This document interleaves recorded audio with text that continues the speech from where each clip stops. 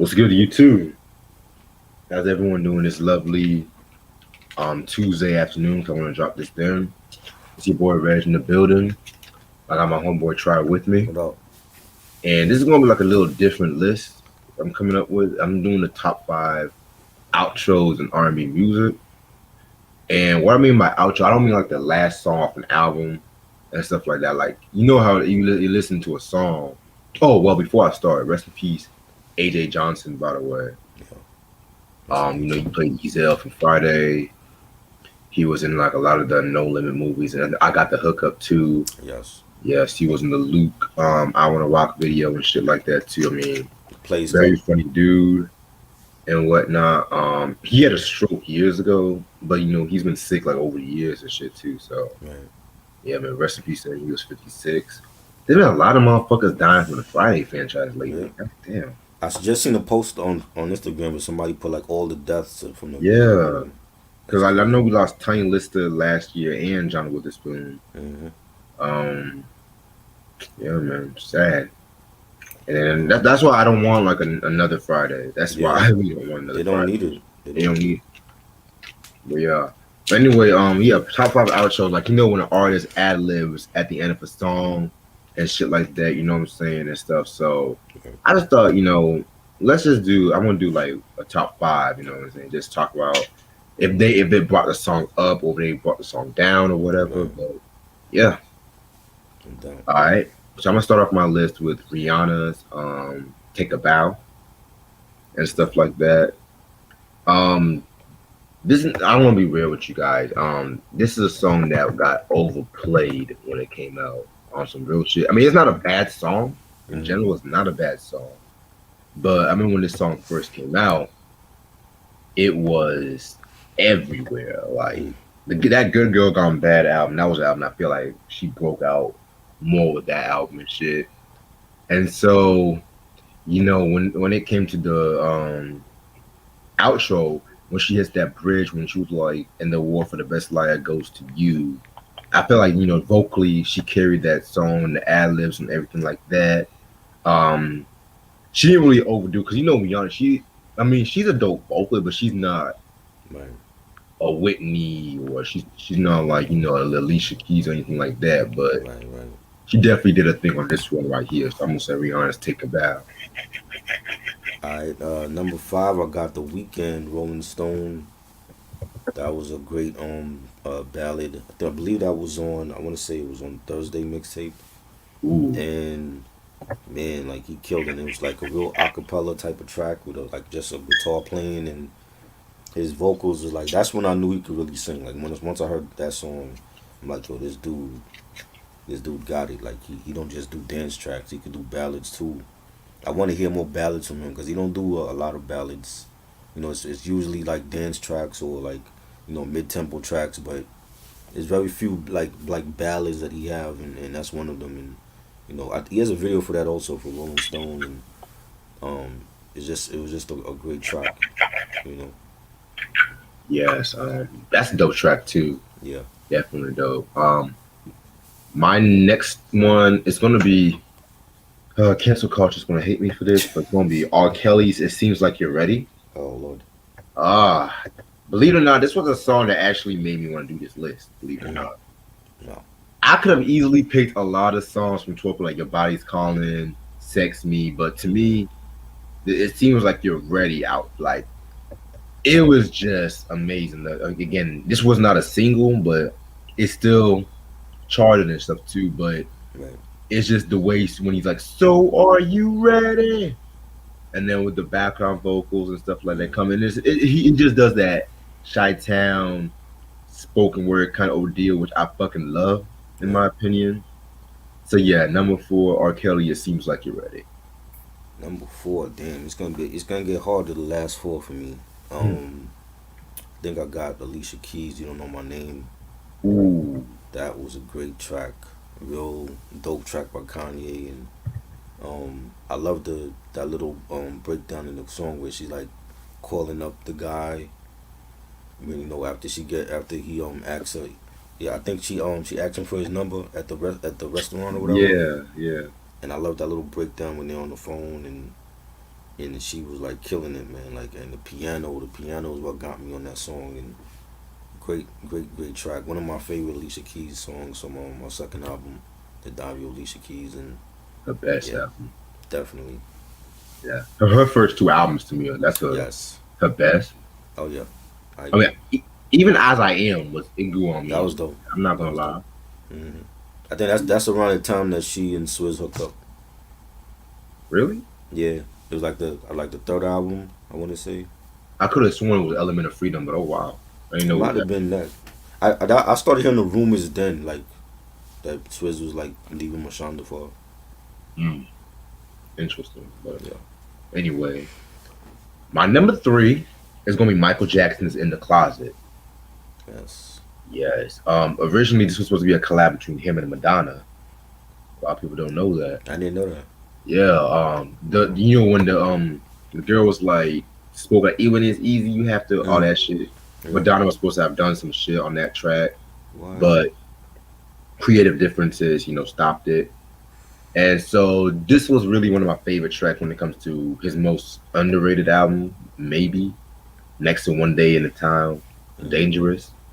Um, and it was just like the way he was singing that falsetto and stuff like that, Mm-hmm. and then with the breakdown like ding ding ding ding ding ding, Mm-hmm. and then it's like ah, like the way he was singing that falsetto. That's what really Yeah. took it to another level and shit. Definitely. Um, yeah, man, this was when Michael wanted to be a little sex symbol and shit. In the closet, Dirty Diana and shit like that. And Like, the video with Naomi, that was like oh, a full. mm, That was like a commercial I was looking at. that is gotta be one of my all-time favorite MJ videos. Like, Yeah. just the whole this direction, Mm-hmm. the colors that they use and stuff like that. Yeah. One of the rare times MJ was in the ponytail and shit, and then Right. Right. I forgot about that. rare on a young Naomi Campbell doing her thing and shit. Mm-hmm. I mean, that video was dope. I love that video. Yeah. I That's wonder who dope. directed it. Herb Ritz. Okay, he directed the video. Yeah. But yeah, that's Michael Jackson's In the Closet. Number three, I got Genuine Differences. One of his best Ooh, ballads. I love this song. I didn't really care for the album it was on, but I think that ballad is like one of his signature songs, man. Like, it was a huge hit when the video came out, and um, he just seemed like he was pouring his heart out into that song, and it was great. Like, I always thought he was a great singer, anyway, and like, he had a balance of fast tracks and his ballads, like the differences and in them jeans, so anxious. But I could have picked any one of them. I actually had so anxious on my list, and then I changed it to this because I forgot how great it was, and this was like a real big hit for him, and he sang it beautifully. yes. And I don't think it's a song that Timbaland actually did for him. I think somebody else produced it for him. So And that was on the third album, right? Differences. yeah, I think that was on the Life for the Senior. That's when I got Yeah, the live. You didn't care for that album? I like some songs. I don't. I Yeah. don't. To me, his first two are like his best ones to me. Which I'll give you that because his hmm first two albums are R&B classics. Yes. But like the third album was good, but hmm it was like something was missing. It was Timbaland. Oh, Timbaland. But Yeah, I don't think Tim did the whole album for this he one. didn't. For Dad and the Senior. Yeah, You man. know. The senior from '03, that was bad.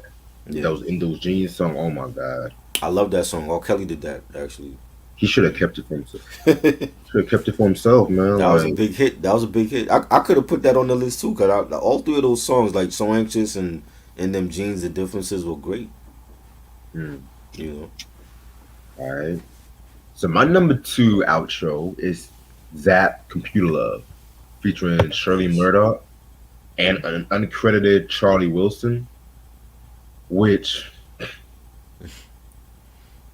Charlie Wilson was the one who really the outro. That was all him. It's like shooby doo doo bop, all that shit. Yeah. Cause I always joke around with my friend, like Shirley Murdoch, in my opinion, she made the song hmm with the vocals. Her chemistry with Roger Troutman. But then once you get to after like maybe 3 minutes, Charlie Wilson starts coming out of nowhere talking about Shooby doo bop, shooby doo bop. I wanna love you. That shut da that shut da. And then he's like, computer, computer, computer, computer. Like he just takes it to another level. Yeah. And I think like the reason he was not credited on the song was because I think label politics and some shit. Mm-hmm.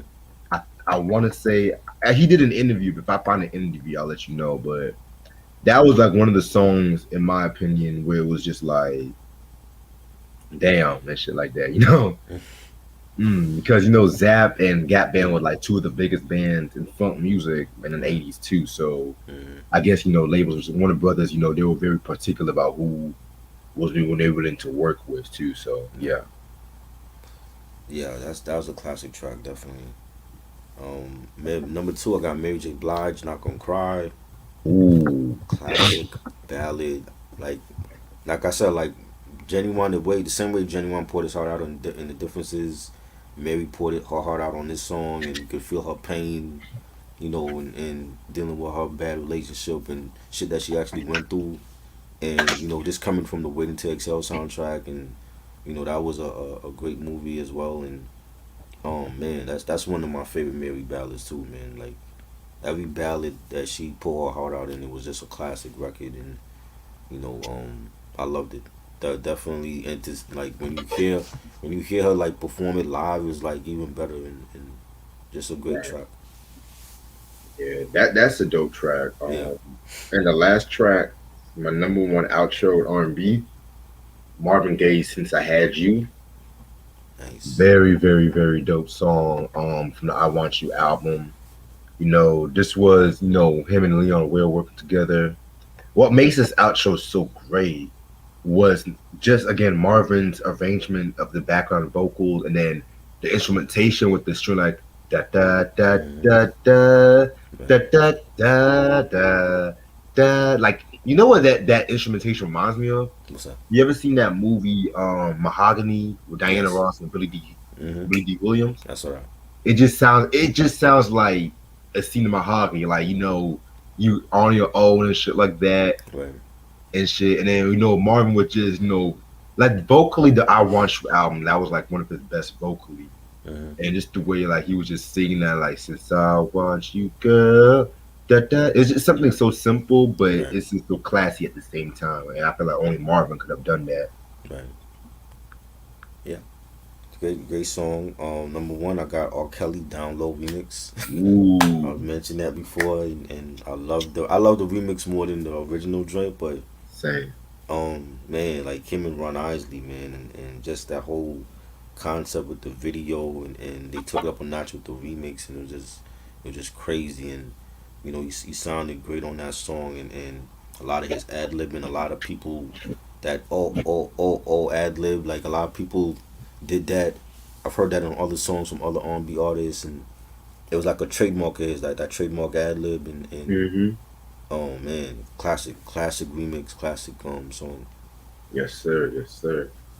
Yeah, man. That's the top five outros in R&B music. Do you have any like any honorable mentions you want to mention too? Um, Honorable mentions. Shit, I can't think like I know there's a whole bunch, man. Like I said, like the Genuine, so anxious. I love that song, and in them jeans was great as well. Who else? Um, damn, there's so many. Donald Jones. What's the Where I Wanna Be? I love that song. Mm, That was great singing by him. Babyface, not Babyface, John B, Pretty Little Girl. Love that song. That was a great one by him. second album that was one, right? Yeah. Okay. No, I think that was Bonafide. Oh wow. Pretty Okay. Little Girl. I think that was Bonafide. I think I believe Babyface was singing in the background on that. Um, it's a lot, man. It's a Mm, lot. Damn, I can't even think of everything, but those are like some of the songs that come to mind. all right. I have about three honorable mentions and shit. I'm gonna go with Solange with "Cranes in the Sky." That was a Yeah, lovely outro that was good. and stuff like that. "Seat at the Table," man. That was Yeah, probably the dare I say the best R&B album that last decade, maybe. right. Cause I'm not gonna lie, 2010s when it comes to R&B, it wasn't that bad, but you Right. just gotta know what you're looking for. Yeah. Um, hmm, damn, this is where it gets hard. Babyface Whip Appeal. Oh, I That love was that. another dope Great outro. song. Yeah. Especially when the electric guitar came in Hmm. and stuff like that. Wonderful song. That was so close to being on my list. I'm not on some real shit. Right. And the last one, hmm, another great outro and stuff like that. Ooh, Average White Band, The Love of Our Own. Nice. Another dope track. That was when the saxophone came in and stuff like that. And I think the Hmm. lead singer was just ad lib just going in. It's like Hmm. that. Da, da, da, da, da, da. Right. Yeah, man. Also, Howard Hewitt, Shalimar did a lovely cover of that track too. So y'all check that shit out. Hmm. And yeah, that just pretty much concludes the whole top five outros. Man, Right. appreciate for coming by and stopping No and doubt. chatting it up. I'm gonna drop this probably like Tuesday afternoon, All right. maybe about 5 or 6 and shit like that. And make sure y'all stay tuned next week for the collections and the surprise review. Yes. Um, like I said, I may or may not do the West Side Connection double review this week. If I do, it might be on a Friday night, Yeah. but True. I'll let you know by Wednesday. But All right. Cool. other than that, hope everyone has a good day. I'll see you later, bro. All right. Peace. Peace.